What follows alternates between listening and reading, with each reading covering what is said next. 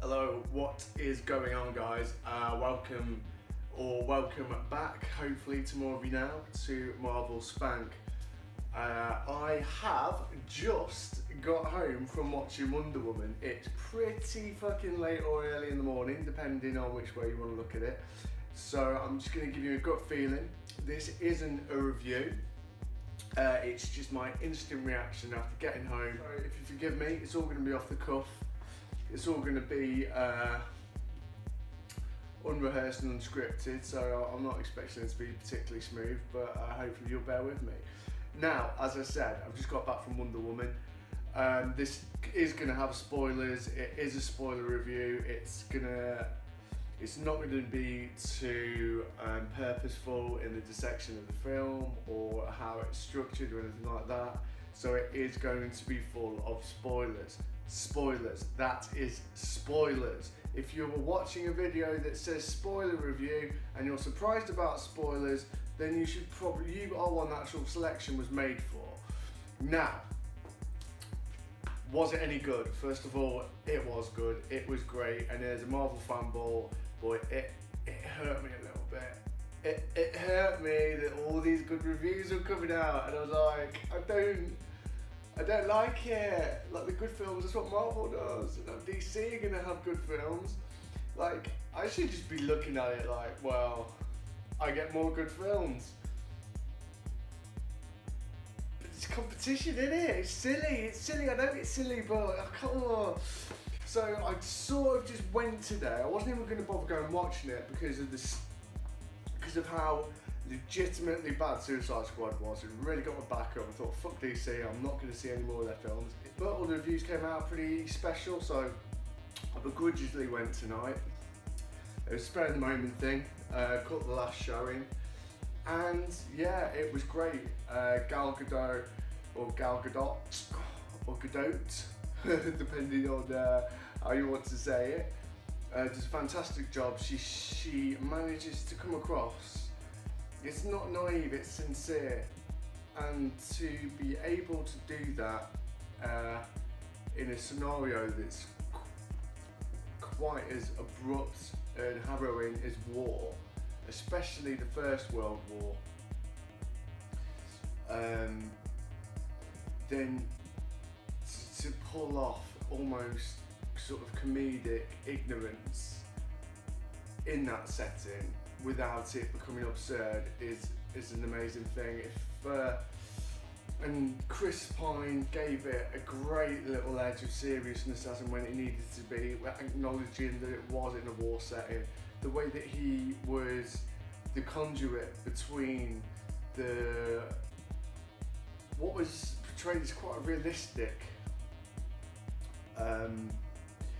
view of war and the comic book character of Wonder Woman, and the way that he sort of joined the two together and made the absurd and the horrific come together was really good. He was almost like, he was us. We were seeing the film through his eyes. His experience was our experience watching it. He was the normality in war. He was the normality in the fantastical. It seemed like there was effortless chemistry between them. It was a really, really strong relationship. But yeah, they do have a snog. But what made me, this was quite funny, because like I thought, well, like clearly this is going to be the first bloke that she's ever kissed. Like clearly, and this isn't going to be the fucking horrible snog at the back of a fucking disco when you're 17, like it was with me with this fat gingerbread called Beth. when I was at school. Yeah, it weren't anything, it weren't that kind of clumsy fumble. It was very artistic and sensual, and I thought to myself here, like, how the fuck she done that? Well, she was talking about a book, right? It had 7 chapters, and she read it, and it was about like copulation and reproduction, and the assumption and the conclusion that these books came to in the film that she was telling us about was that they need men to make babies, but they don't need men for pleasure. So I'm thinking that, bollocks, well, whatever their fancy island's called, is there's a hotbed of lesbian action. That's the only way I can come to that conclusion. I think it's the only right and liberal way to approach the situation. So yeah, that was pretty cool. That's great. Now there are plenty of reviews that are going to tell you how good Wonder Woman is. I don't need to speak about that anymore, right? The final act got me fucking angry. It pissed me off. They have got a very well executed film, probably the first DC extended universe, although I do actually think Dark Knight Trilogy is like a prequel series. I still think that's in the same continuity, so I'm a little bit, to say it's the best or the first good or whatever. Let's just say they had a very good film on their hands, a brilliant film, and then as it got to the third act, well, let's just talk about as they approached it. Chris Pine goes to a bar to assemble a ragtag group of army men from different countries with different skills. Like, it is the Howling Commandos. It's the Howling Commandos. And to actually do it in a bar setting, you're sort of thinking, alright, okay. Alright, I'll go. I'll let you have this. Okay, if it's gonna help, I'll give you this. That's not a problem. Alright. But then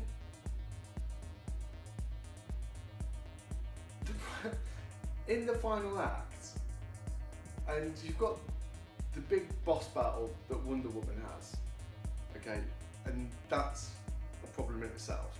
I'll get to that. But then you've got Chris Pine having to take a world-ending threat away into nothing, driving it away in a plane that can't be exploded on the ground and it can't be exploded over the target, so it has to go fly up into the air, and he has to sacrifice himself in a plane to stop the bomb going off. I can't remember the director's name, whatever the fucking name was. Is she fucking mad? Does she think we haven't seen Captain America the First Avenger? Does she not think that people are going to watch this and go, you've chosen to base it in the First World War, okay, Captain America was Second World War. Are you about your motherfucking mind? Do you think that we won't see the, like, you've written this, like, surely you've seen that film, surely, or you've written it, you've not, let's just say you've not seen Captain America First Avenger, you've written it, and it got through all the way through DC, they're giving you the budget, they're saying cast it, and not one fucking person has said, hang on darling, yes, we like it, we like your script, it's great, yeah, I think we've got a smash on our hands. However, you do realise you plagiarised half of the screenplay for Captain America the First Avenger? Nobody said that to her. I don't understand how this got to a point where it blows my fucking mind. Like, if you're setting it in a war, make it at least amount possible like Captain America the First Avenger. The least amount possible. Don't take whole scenes, whole final fucking scene, and expect us not to notice. It's madness. How did nobody pick up on this? It's like your sister's telling you she's marrying a woman, and you're fine with this. You're fine with this because her whole life she smelled like a golf course and wore dungarees. That's fine. We already knew. It's not a surprise to us. The clues were there. Like, you're not surprising us. I don't get what? Okay, that's one part of that's one part of the problem with the final act. The second problem with the final act is it gets to the point. Okay, there's a big misdirection to Ares, and then she kills the guy, and the war keeps on going. And I thought it was a beautiful moment where Chris Pine has to convince her that, do you know what? I'd love to be able to tell you that there was one man responsible, that you kill the bad man and war is over, but it's not. Human beings are inherently capable of evil and destruction, and that is why we have to do what we can to fight the good fight. And like, that isn't just in this horrible setting of World War One. That's in your everyday lives. Like, there is some hideous people capable of hideous things, and all you can do is just go about your everyday life and not be a dick, and to help people, and not even to go out your way, but when opportunities present itself to you to do a good deed, take it. And it really took what I thought was a new experience for a superhero film, that they were saying, yeah, great, we've got a superhero, but what it actually is, the moral of this story, it's the little bits that many men can do every day. It's the small actions of many men, or that can change the course of a war in this case. And I also thought that was a beautiful reflection of how the First and Second World Wars were won. It was about all these number of people that gave our lives to ultimately win a war so we could live in freedom. And it was, I thought, a beautiful twist on the genre, that in actual fact it wasn't the superhero that was saving the day, it was the soldiers that were going to bring the war to an end through positive self-sacrificing action. And Chris Pine then goes off and does his thing, and then the plane goes up and whatever else. That was kind of screwed over a little bit, and you know, they could have finished the film there, but they didn't. And this is where my head, I sat there and I just shook my head for about 10 fucking minutes. I absolutely despaired. I wanted to stand up and go, are you fucking kidding me? It turns out that guy wasn't Ares. There was somebody else Ares, and it was a twist. And what happens to Ares then? He gets battle armor, and they have a terrain leveling fight that was the same as the fucking Doomsday fight in Batman vs Superman, that was the same as the Zod fight in Man of Steel. It was a superhero and a supervillain punching the fuck out of each other as everything around them burns. Are you kidding me? Did you not see the reaction to Apocalypse? Like, you had Civil War, where again, it was a villain's intelligence that actually won because it split up the Avengers. In Civil War, it was a new take on the canon and standard tropes of superhero films. It was ending the genre. It was saying not only it was Steve Rogers and Tony Stark breaking up the Avengers. It was a sense of almost dramatic irony, because it was also breaking up what had become standardized superhero films to that point.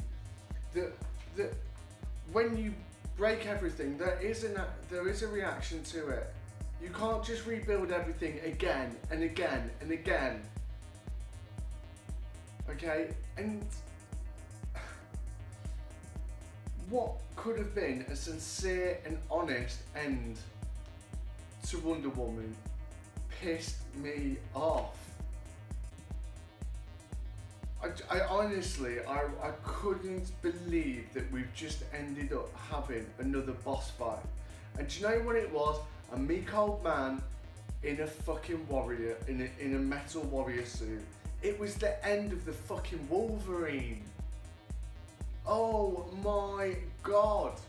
It was the Silver Samurai at the end of the Wolverine. And even then it was a tired trope. Like, that ending didn't fit in. If you didn't have that ending in the Wolverine, great film. Really, really good. It was kind of like an old Gene Hackman sort of spy espionage thriller, and it was good. But then they tagged on this big Silver Samurai boss fight at the end, and it just soured the whole thing. And we're going back, what, 5-6 years to that? And Apocalypse was slated for it. And then even Suicide Squad again at the end, for what apparent reason? You know, I can't believe they did that. It was great. They could have hit it out the park. If they'd have just played on the fact that she may have been wrong or she may have been right. There may have been areas. They could have even used that in the post-credits or something, or at the end done a sneaky little reveal to him still being around and played on that in future Wonder Woman films. But no, they couldn't just leave that beautiful little turn.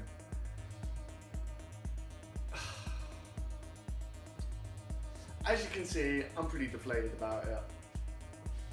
Right, I was skeptical. I didn't really want to go and see the film, but I thought, look, you can't be that narrow-minded that, you know, DC's done a good film. Let's go and watch it. Couldn't really be arsed on the way there. I sat in my seat thinking, God, I hope this isn't going to be too long. And then as soon as it started, I got into it. I really enjoyed it, and I held my hands up and said, they've done it, man. They've made a good film. And then it was just bludgeoned, absolutely bludgeoned in the final act. And if anyone tells you any otherwise, then they're not informed enough either to be reviewing films, that they can't see this standard trope for what it is, or they've got extreme DC bias. I've got my biases, no two ways about it. This channel's called Marvel Spank. It ain't called DC Spank, it ain't called Comic Book Spank. But I'll tell you this, Batman vs Superman, not a bad film.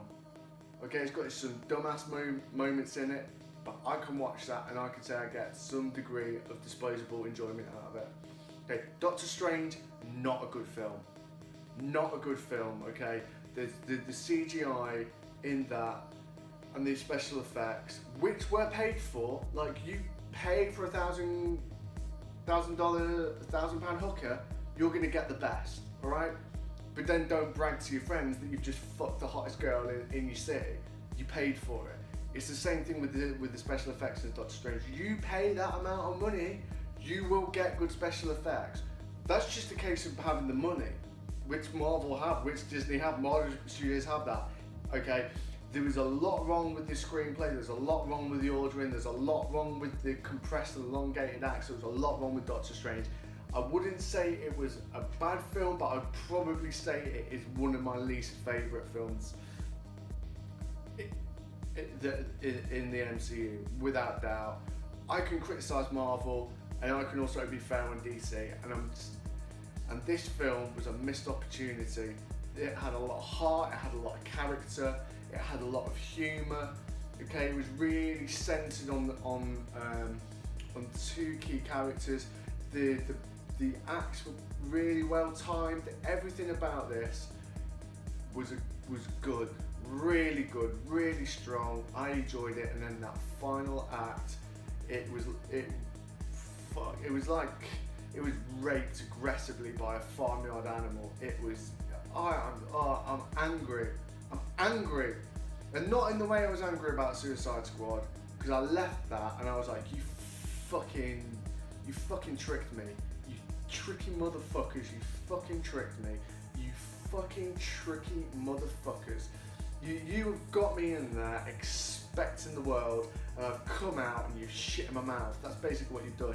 You've shit fucking in my mouth. That's how bad that fucking film was. Alright?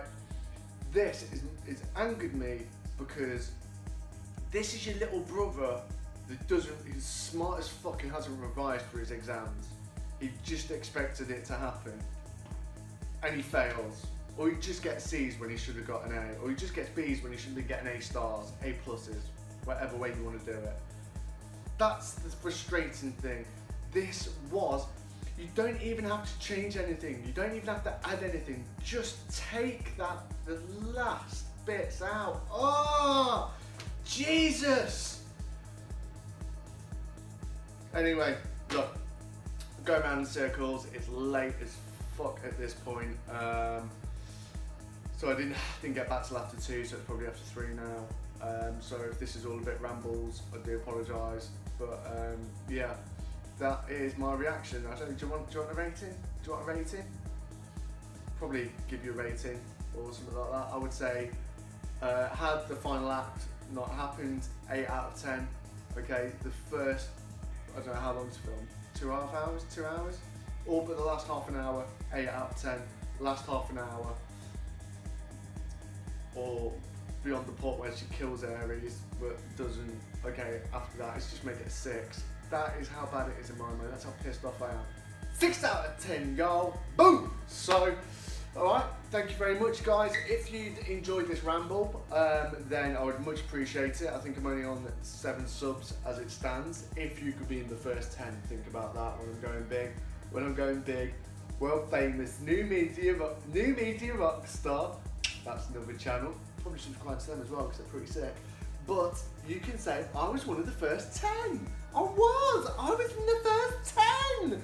Oh, honestly. And then take a screenshot of it, and then you'll see subscribe 10. Do it. Wait a year when I've got maybe 20 or 30. Probably 11. I don't know. Look, whatever.